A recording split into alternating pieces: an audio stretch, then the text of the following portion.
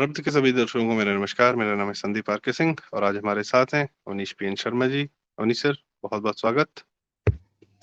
संदीप जी नमस्कार। बहुत बहुत स्वागत और धन्यवाद आपका। इसी के साथ दर्शकों को मेरा प्रणाम।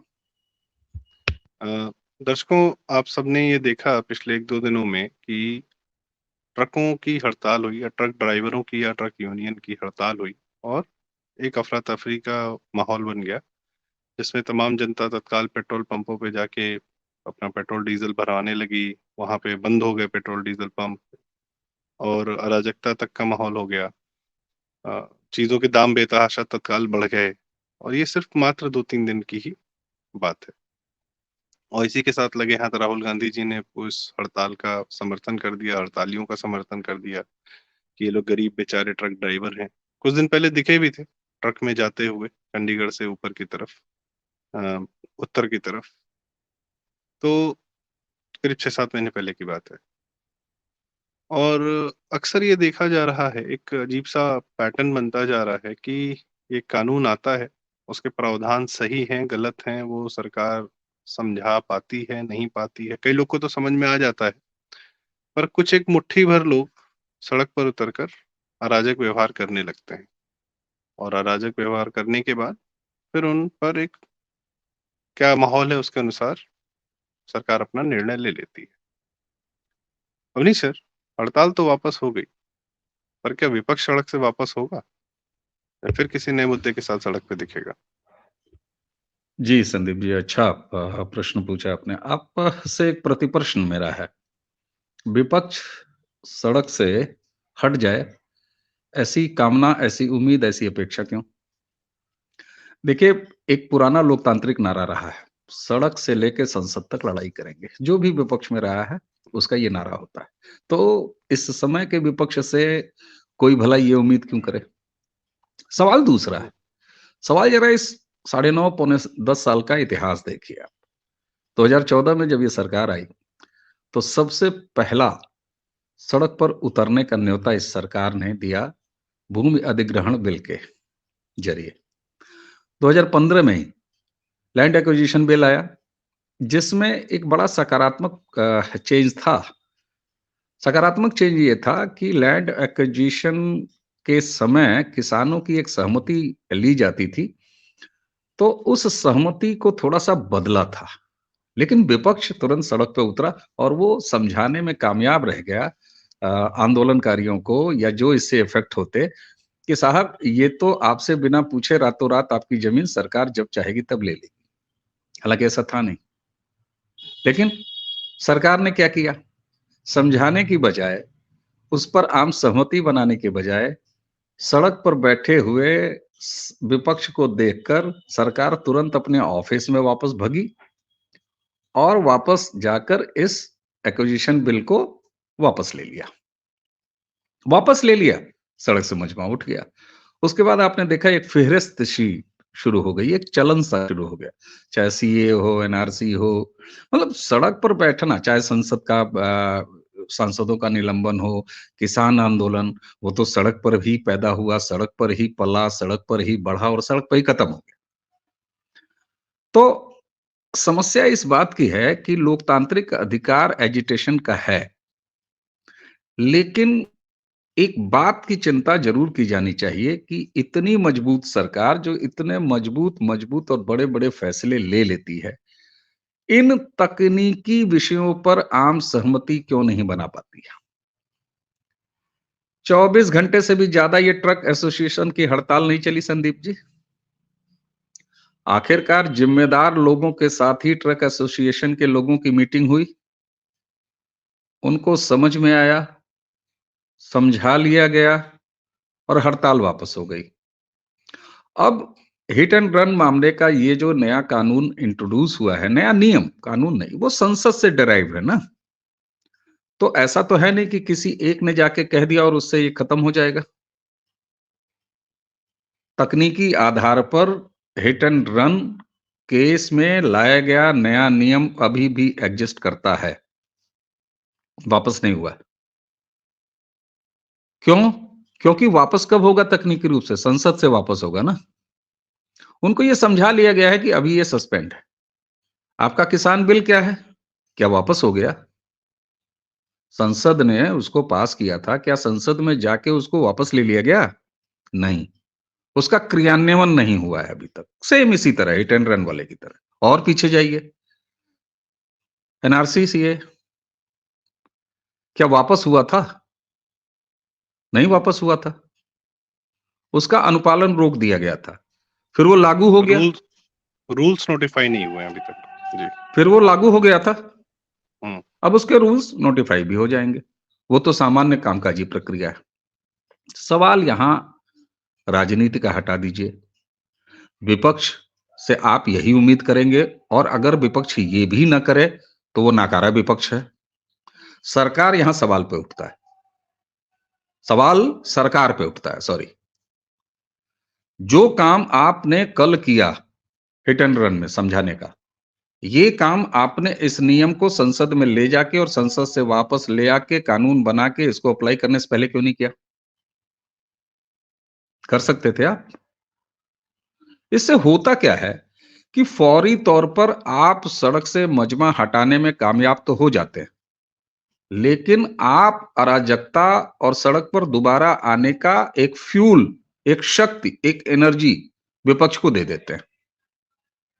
और कहीं ना कहीं आपने कहा ना कि मुट्ठी भर लोग, बिल्कुल मुट्ठी भर लोग, शेष जनता बड़े आराम से कन्विंस रहती है, लेकिन मुट्ठी भर लोग ही एजिटेट होते हैं, दूसरे को वो एक ट्रिगर पॉइंट बनते हैं, वो धीरे धीरे संक्रमण फैलाते हैं, और एक नकारात्मक, यह जानते बूझते हुए, दुर्भाग्य इस बात का है कि यह जानते बूझते भी कि यह नियम सही है, फलाने कानून सही है, किसान बिल हित में है, सीएनआरसी बहुत अच्छा है, फिर भी मीडिया के सहयोग से, उन चंद मुट्ठी भर लोगों के चिल्लाने से और विपक्ष के एक राजनीतिक प्लेटफॉर्म दे देने की वजह से नकारात्मक माहौल पैदा होता है, जो कि इस सरकार के लिए शुभ नहीं है, लोकतंत्र के लिए शुभ है। सुन लीजिए, ना आप किसी पार्टी के स्पोक्समैन हैं, ना मैं किसी पार्टी का स्पोक्समैन हूं, न मुझे सत्ता पक्ष ने स्पोक्समैन बना के भेजा है प्रारब्ध पर बात करने के लिए, ना आपको स्पोक्समैन बना के भेजा है सरकार ने। हम आप सरकारी प्रवक्ता नहीं हैं। विपक्ष के लिए यह शुभ है कि उसको बार-बार सड़क पर उतरने का मौका मिले, लेकिन सरकार के लिए यह शुभ नहीं है, और शुभ इस मामले में नहीं है कि जो आम सहमति वो बाद में बना पाती है, हर घटना के हो जाने के बाद, वह उसके ठीक पहले क्यों नहीं बना पाती है? तो ये एक बहुत महत्वपूर्ण एंगल है, जिस पर सत्ता पक्ष को सोचना होगा। और अब ऐसा नहीं है कि साढ़े 9 दिन की सरकार है, 930 दिन की सरकार है। अब एक अच्छा खासा टर्म पूरा हो चुका है ना, 9.5 जी, साल की मेरी सरकार है। चूँकि आपने एक बात कही कि जो बात बाद में समझा दी गई, वो पहले क्यों नहीं समझाई गई? तो जब इस पे बाकायदा वीडियोज़ भी हैं और लोग सर्कुलेट भी कर रहे हैं कि अमित शाह जी संसद में बाकायदा इस कानून के डिटेलिंग को कि पहले क्या था, अभी क्या है, वो एक वीडियो फॉर्मेट में, जो कि संसद में जब बात कर रहे हैं, अपनी बात कानून रख रहे हैं, समझा रहे हैं, कह रहे हैं, तो वो फिर वो वीडियो फॉर्मेट निकलता है, जिसमें फिर बाद में सर्कुलेशन में जाता है जब कोई मुद्दा हो जाता है। समझाने की बात है, कई लोग का है ये एक कई बड़े-बड़े लोग हैं, उनकी ज़रा-सा रहता है, वो उनकी बातों में आ जाता है कि कम्युनिकेशन जो है सरकार का, वो थोड़ा-सा मास्टर कम्युनिकेटर्स हैं, सब कुछ है, बहुत सारी चीज़ें क्लियर की जा रही हैं, लगातार बताई जा रही हैं, सब कुछ हो रहा है। पर इन विषयों पर जहाँ एक अराजक माहौल बन जाता है, वहाँ पर शायद किसके साथ किस-किस को कम्युनिकेट करना है या किन लोगों को एग्ज़ैक्टली कम्युनिकेट करना है ताकि ट्रिगर पॉइंट्स ना आएँ, क्या इसमें विफलता है क्या? क्योंकि नीयत तो सही है, कानून भी हम लोगों ने भी ये हिट एंड रन वाला देखा, लॉजिकली एकदम सही बात थी। सीए एनआरसी की तो बात एकदम लॉजिकली क्या, वो तो मानवीय आधार पे एकदम सही बात थी, उसको तो तत्काल प्रभाव से लागू किया जाना चाहिए था। किसान कानून थे, सबसे अमेज़िंग काम था वो। मतलब मिडल क्लास लोग या नौकरी की तलाश की बजाय अपना-अपना खेती-बाड़ी वापस गाँव पे जाके कर सकते थे, बहुत अच्छी अर्निंग कर सकते थे अगर यदि वो किसान कानून आ गए होते तो, बहुत बड़ा पोटेंशियल था एग्रीकल्चर में। पर वो किसको नहीं समझा पा रहे हैं लोग। जी संदीप जी, अच्छा, हिट एंड रन वाले पे ही बात कर लेते हैं क्योंकि रिसेंट है। क्या हुँ, नहीं समझा हुँ, पाए? आपने कहा कि गृह हुँ, मंत्री जी ने बाकायदे संसद में वो हुँ, वीडियो अब टहल रहा है। सवाल ये है कि उसमें कितनी आसान सी बात थी। समझाना क्या था? समझाना मात्र इतना था कि हिट एंड रन केस में आप नए सजा के प्रावधानों के अंदर में जद में तभी आते हैं, जब आप मौके से भाग जाएँगे, भगोड़ा घोषित हो जाएँगे। एक लाइन में बता दूँ, क्रक्स उस नए नियम का कि अगर मान लीजिए एक्सीडेंट हो जाता है किसी से, और ये दोपहिया से लेके ट्रक तक पर लागू था। जी। अगर आप किसी के साथ एक्सीडेंट कर बैठते हैं दुर्भाग्यपूर्ण तरीके से, तो आपने करना सिर्फ इतना है कि भगौड़ा नहीं होना है। अब इस भगौड़ा नहीं होने की परिभाषा क्या थी उस कानून में? परिभाषा ये थी कि आप से एक्सीडेंट हुआ, आप तुरंत, ये ज़िम्मेदारी आपकी बनती है कि आप वहाँ से उठें, नज़दीकी पुलिस स्टेशन पे 24 घंटे के अंदर जाएँ और जाके अपना डीएल सरेंडर करें, अपनी गाड़ी का नंबर बताएँ, घटना बताएँ कि ऐसे-ऐसे मुझसे हो गया है और इसकी प्रथम सूचना आपके द्वारा दी जानी चाहिए पुलिस को। आप अगर 24 घंटे के अंदर ये दे देते हैं, तो आप भगोड़ा घोषित नहीं होते हैं। आप भगोड़ा जब घोषित नहीं होते हैं, तो आपके ऊपर वो 10 लाख, वो 7 साल कहीं कुछ अप्लाई नहीं होता है, पहली चीज़। इसमें ये कहीं नहीं कहा गया कि एक्सीडेंट के केस में जब अराजकता पैदा हो जाती है, हिंसा हो जाती है ड्राइवर के साथ, तो आप वहीं गाड़ी पे बने रहिए। बिल्कुल नहीं, आपको तुरंत, आप मौके से भागते हैं, भाग जाइए, लेकिन भाग के कहाँ जाइए? नज़दीकी पुलिस स्टेशन में जाइए और उसके लिए भी 24 घंटे। आपने एक्सीडेंट कर दिया, 300 किलोमीटर दूर हैं आप अपने घर से, एक्सीडेंट करने के बाद आपसे उम्मीद ये की जाती है कि आप गाड़ी लेके जाएँ, अपने घर पहुँचे, गाड़ी रख दें और फिर अपने नज़दीकी पुलिस स्टेशन 24 घंटे के अंदर चले जाएँ। दूसरी चीज़, कई बार ऐसा होता है कि आप भी ड्राइव करते हैं, हम भी ड्राइव करते हैं, दर्शक शायद ही कोई दर्शक हो जो आज के समय में ड्राइव नहीं करता, दोपहिया, चारपहिया, सारे ट्रक ड्राइवर ही नहीं हैं। होता क्या है कई बार कि बिल्कुल अकेले और सुनसान रास्ते पर दुर्भाग्यपूर्ण तरीके से कोई एक्सीडेंट हो जाता है, जहाँ पर एक्सीडेंट करने वाला और उसका शिकार होने वाला ही होता है। वहाँ पर कोई भीड़ की संभावना नहीं होती कि आ जाए और ड्राइवर के साथ मारपीट करे और उसके साथ हिंसा करे। लेकिन वहाँ भी लोग चुपचाप हिट करते हैं और निकल लेते हैं। मैं ये नहीं कहता कि सारे लोग ऐसा करते हैं, बहुत सारे लोग मानवीय। तो वहाँ कम से कम आपको ये करना चाहिए कि आपने उठाया, घायल को अस्पताल ले गए और पुलिस को ये बताया कि ये रहा मेरा गाड़ी नंबर, ये रहा मेरा डीएल और ऐसे हो गया। अब आप ये बताइए कि यह ज़िम्मेदारी अकेले क्या गृहमंत्री उठाएँगे और संसद में उन्होंने बता दिया और उसके बाद इसको पूरा समझा जाए? एक सवाल आता है संदीप जी, बार-बार ये कहा जाता है कि विपक्ष का इकोसिस्टम उसकी बात को जन-जन तक फैला देता है जिसको आप मुट्ठी भर लोग कह रहे हैं। यानी एक बड़ी भीड़ तक पहुँचा देता है। मैं ये कहता हूँ कि गृह मंत्री ने संसद में बता दिया हिट एंड रन कानून का, आखिर वो जन-जन तक उसकी डिटेलिंग क्यों नहीं हो पाई? सरकार का वह सूचना तंत्र कहाँ है? क्या आपको ये पता है ना कि सरकार के हर जिले में एक जिला सूचना अधिकारी होता है। केंद्र से लेकर राज्य सरकार के स्तर पर जिला सूचना अधिकारी होता है। जिला सूचना केंद्र होता है।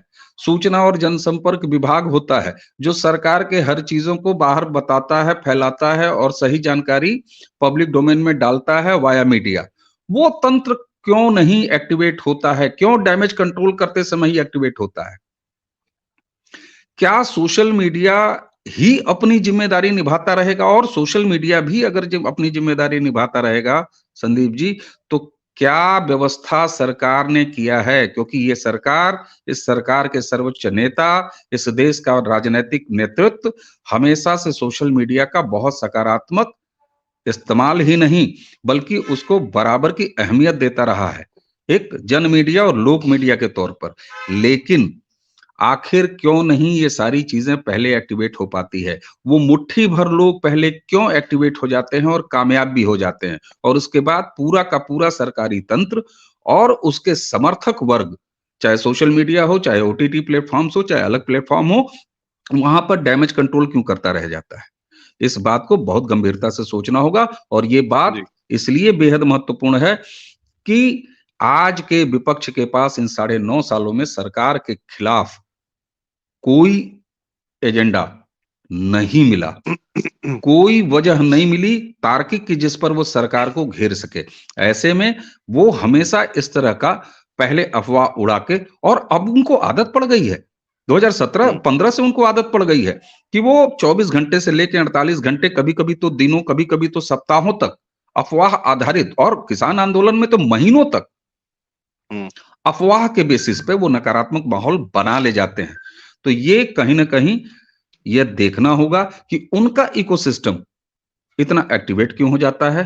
आप कहाँ कमज़ोर हैं? आप से मेरा अर्थ सरकार इसमें से। इसमें मेरा जो एक विचार है कि जैसे हिट एंड ट्रायल की ही बात अगर हम बात करें, हिट एंड रन की अगर हम बात करें, तो इसमें क्या हुआ कि जो मुख्य मेन देखिए, अगर किसी के गाड़ी से किसी का एक्सीडेंट हो जाता है, तो सबसे पहली ये बात, यदि जो सक्षम है, जो सही स्थिति में है, जो बता सकता है, अक्सर लोगों की जो मौत होती है सड़कों पर, वो इस कारण होती है कि सही समय पर उनको, क्योंकि वो पड़े हुए हैं, उनको मान लिया अंधेरे में हो गया, किसी को दिखा नहीं, वो पड़े हुए हैं, पीछे से कोई और गाड़ी आ रही, क्या हुआ क्या नहीं, या अगर पड़े हुए हैं तो ब्लड लॉस की वजह से डेथ हो जाती है। सही समय पर एम्बुलेंस का ना मिल पाना या नियरेस्ट मेडिकल सेंटर पे ना पहुंच पाना, इस बात को तो सबसे पहले वही बता सकता है ना जिसकी गाड़ी से ये एक्सीडेंट हुआ है। अगर वो इतना सक्षम है कि वो 200 किलोमीटर दूर जा सकता है या भाग सकता है, तो इतना समर्थ होता है कि वो एक फोन करके बता सकता है कि भाई साहब यहाँ पे एक्सीडेंट हो गया है। तो ये जो आपने कहा कि ये 24 घंटे के अंदर आपको नियरेस्ट पुलिस थाने में जाना है, तो ये उसमें एक प्रावधान और भी था कि आप 112 पे फ़ोन करके बता सकते हैं, और यदि आप मरीज के साथ भी हैं, अगर आप मरीज का साथ लेकर अस्पताल जाते हैं, तो भी ये कोई भी ये कड़ा कानून का प्रावधान नहीं लगेगा, चूँकि गलती हुई है आपसे, लेकिन आपने उसका प्रायश्चित किया, आपने उसका मरीज की जान बचाई मानवीय आधार पे। तो इस कानून में सबसे मेन बात ये थी कि जो इसकी अच्छी बात थी, यहीं पे मैं आपकी उस बात पर आता हूँ कि सरकार बता नहीं पा रही है। तो मुझे लग रहा है कि सरकार के जो कायदे के अच्छे काम या अच्छी इंटेंशन या अच्छी जो कानून आ रहे हैं, जो बेहतर ज़िंदगी को बेहतर करने जा रहे हैं लोगों की, वो नहीं समझा पा रही, या अच्छी बातें मीडिया या लोग जो है ना शायद डिस्कशन नहीं करते हैं। अब ये अराजकता के बहाने इस पर बात हो रही है, पर क्या जो ढंग की बातें होती हैं, जो पॉज़िटिव बातें होती हैं, शायद अक्सर ये हम लोग की मेन स्ट्रीम मीडिया का भी यही कहना रहता है सर कि नेगेटिविटी बिकती है। दिन भर वो नेगेटिविटी उनका ये कहना है, मैं अपनी बात नहीं कर रहा हूँ, उनका ये कहना है, और इसीलिए वो दिन भर ऐसी जो आप कहते हैं कि 4 मरे 5 घायल वाली कहानियाँ वो दिन भर सुनाते रहते हैं, पॉज़िटिव बात नहीं करते हैं। तो क्या पॉज़िटिव डिस्कशन ना होना इसका एक कारण है, जो जनता की आदत है कि हम पॉज़िटिव बातें डिस्कस नहीं करते हैं? क्योंकि अ, मैं इसमें एक लाइन और जोड़ूँगा, क्योंकि हमने आपने भी एक वीडियो किया था कि जो सबसे बड़ा काम इस केंद्र सरकार का रहा है, वो ये रहा है कि एनडीआरएफ का, disaster relief NDMA, national disaster management act जो बनाया उन्होंने, तो कितनी आपदाएँ आई हैं और उसका कितना अच्छे से मतलब कोई पोस्ट आपदा, आपदा नहीं क्रिएट होने दी गई है। तत्काल चाहे तूफ़ान हो, चाहे कई सारी समस्याएँ रही हों, अ, टनल वाला रहा हो भी हाल-फिलहाल में मामला उत्तराखंड में, एक-एक आदमी को निकाल लिया गया। तो ये सब तो पॉज़िटिव बातें हैं, पर शायद उतनी पॉज़िटिविटी से इसकी बात होती नहीं है। क्या कहना चाहेंगे सर? देखिए, जनता हमेशा पॉज़िटिव होती है। जनता को दोष देने से काम नहीं होगा। मीडिया वही बेचती है जो बिकता है। तो ये बाज़ार का नियम है। इसमें भी आप कुछ भी कॉस्मेटिक नहीं है। अब आप कहेंगे कि एक तरफ आप कह रहे हैं कि जनता हमेशा सकारात्मक होती है, और दूसरी तरफ आप ये कह रहे हैं कि मीडिया वही बेचता है जो जनता बेचती है, और मीडिया में नकारात्मक चीज़ें होती हैं। कारण उसका ये है कि इस देश का मीडिया के भीतर या आम मीडिया जनों का एक जो अवधारणा बनाई गई है कि मीडिया का काम क्या होना चाहिए, मीडिया का चरित्र क्या होना चाहिए, तो ये एक वामपंथी अवधारणा है, जहां एलिमेंट्री लेवल पर जब पहली घंटी पढ़ाई जाती है, यानी कक्षा 1 या कह दीजिए एलकेजी या कहिए नर्सरी में जब जर्नलिज्म की पढ़ाई होती है, तो ये दर्शन गढ़ा जाता है कि मीडिया का काम हमेशा सरकार के खिलाफ खड़ा रहना। इ असली बात यहां से शुरू होती है। जबकि होना क्या चाहिए? मीडिया का काम सबसे पहले सूचना देना, सूचना के बाद उसके अलग-अलग आयामों पर चर्चा करना, लोगों का नज़रिया रख देना, खुद का एजेंडा परोसना नहीं।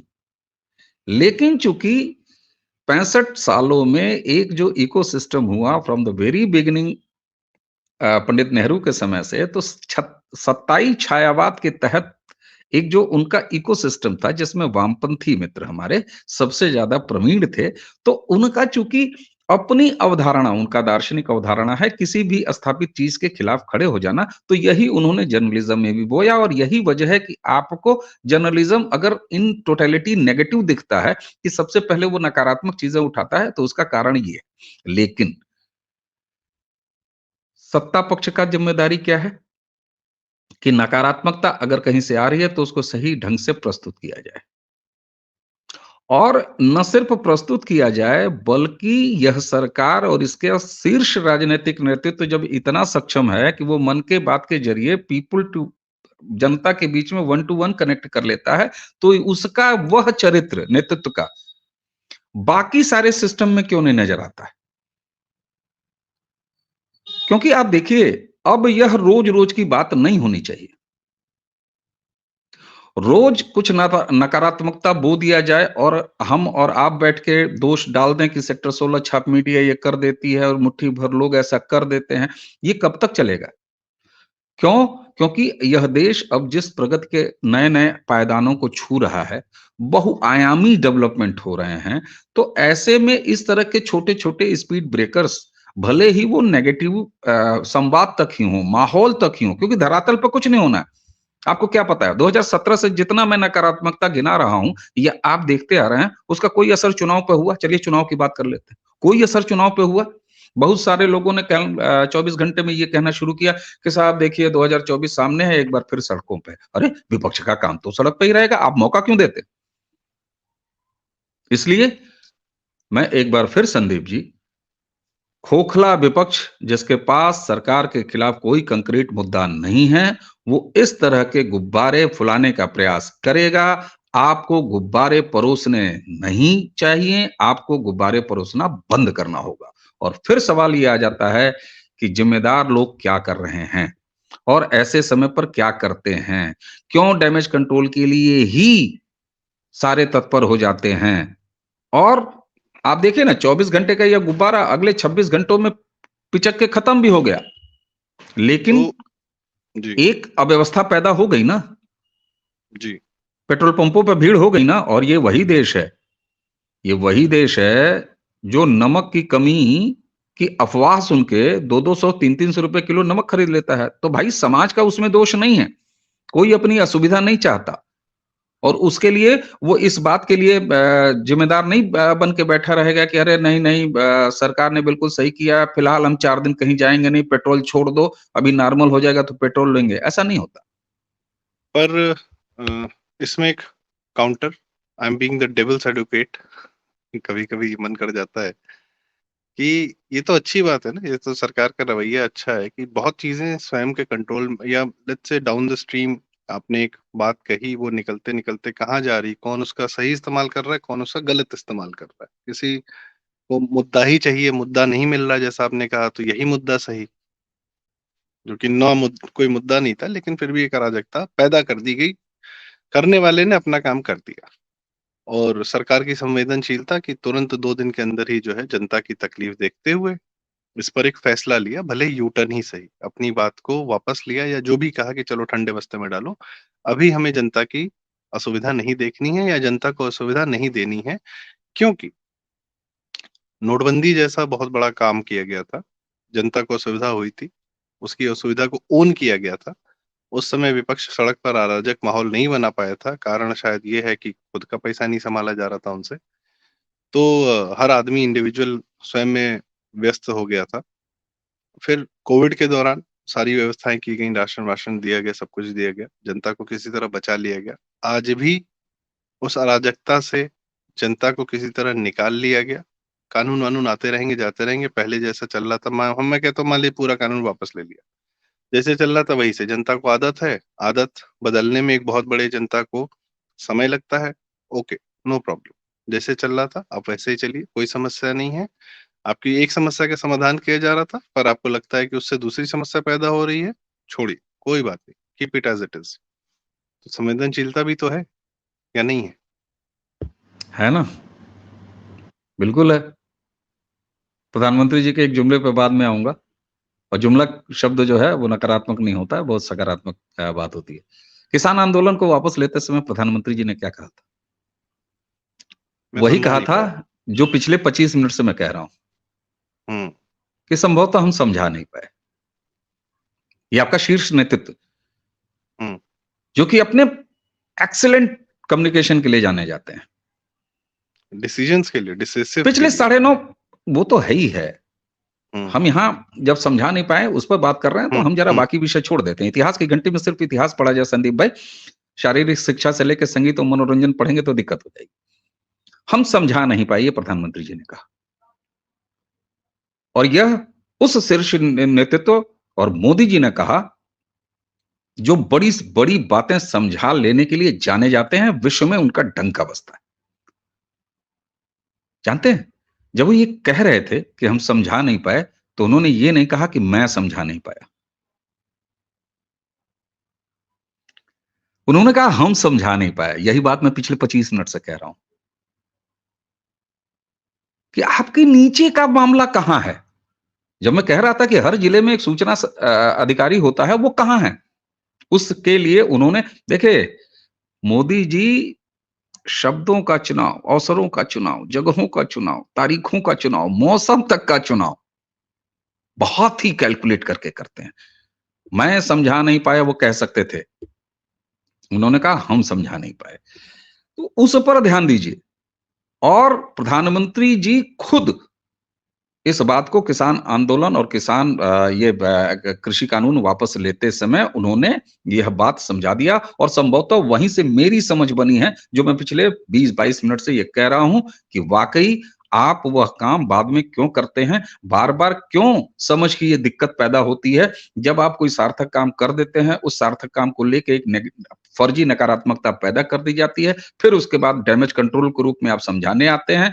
कई बार स्थिति ये होती है कि आप समझाना तो छोड़ दीजिए, अपना दिया हुआ सामान वापस लेके बैठ जाते हैं, जैसे अभी कर लिया आपने। हम्म। तीसरी बात, आपने एक चीज पूछी कि ये सरकार की नीति भी तो हो सकती है कि भाई हम हर चीज समझाने नहीं जाएंगे, हमने ये अच्छा काम करके छोड़ दिया, जिसको जैसे लेना हो वैसे ले, जो सकारात्मक ले नीचे तक, जमीन तक, वो सकारात्मक ले ले, जिसको आंदोलन खड़ा करना हो वो आंदोलन खड़ा करना है।